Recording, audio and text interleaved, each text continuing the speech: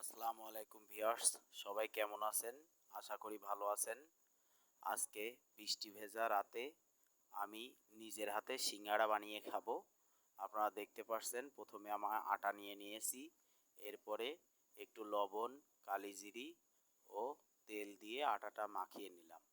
এরপরে একটু পানি দিয়ে আটাটা ড্র করে নিলাম। এই আটাটা সুন্দরভাবে ড্র করে ছোট ছোট ড্রোতে রূপান্তরিত করলাম। এভাবে ছোট ছোট ড্র করে সবগুলা একসাথে নিয়ে একটু তেল দিয়ে এটাকে মাখিয়ে কিছু সময় রেখে দিলাম। তো আপনারা দেখতে পাচ্ছেন, দেখেন অনেক ভালো লাগবে। বৃষ্টি ভেজা রাত, হঠাৎ মনে হলো একটু সিঙ্গারা খাবো, তাই নিজেই বাড়িতে বানানোর প্রস্তুতি নিয়ে নিলাম। আটাগুলাকে সুন্দর শেপ দিয়ে সিঙ্গারা বানানোর জন্য বেলে নিচ্ছি।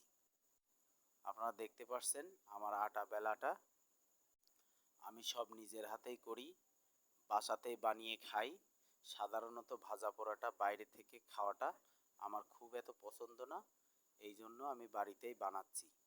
সিঙ্গারা বানানোর জন্য যেভাবে আটা বেলে শেপ করতে হয় আমি সেটা করে নিচ্ছি, আপনারা দেখতে পাচ্ছেন। তো আশা করি ভালো লাগবে। দেখেন আমি নিজের হাতে বানাচ্ছি, অনেক মজা হয়, আমার কাছেও খুব ভালো লাগে। আপনাদের কেমন লাগে অবশ্যই জানাবেন। এখন আমার আটা বেলা প্রায় শেষের দিকে। ওদিকে বাড়িতে বলে রেখেছিলাম, ওরা সিঙ্গারার ভেতরে যে আলুটা দিব সেই আলু রান্না করে ফেলেছে। সেই আলুটা নিয়ে এসে আমাকে দিল।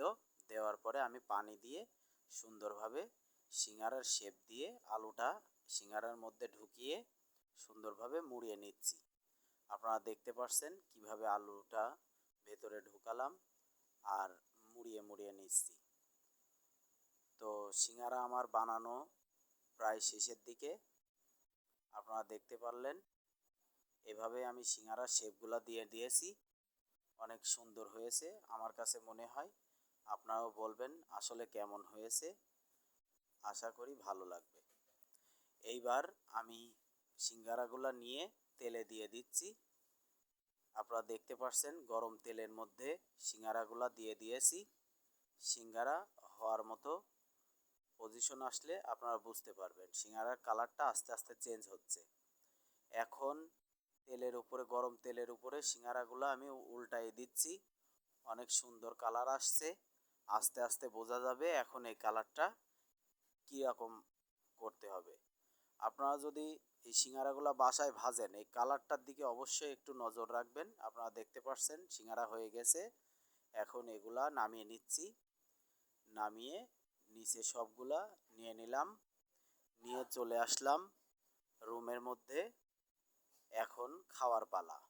তো আপনারা দেখতে পাচ্ছেন ভিতরে আলু, বাইরে সিঙ্গারাটা আমি একটু ঝাল দিয়ে ট্রাই করছি। অনেক মজা হয়েছে, ঝাল দিয়ে দিছি। আর পাশাপাশি আমি একটু পেঁয়াজ কেটে নিয়েছি।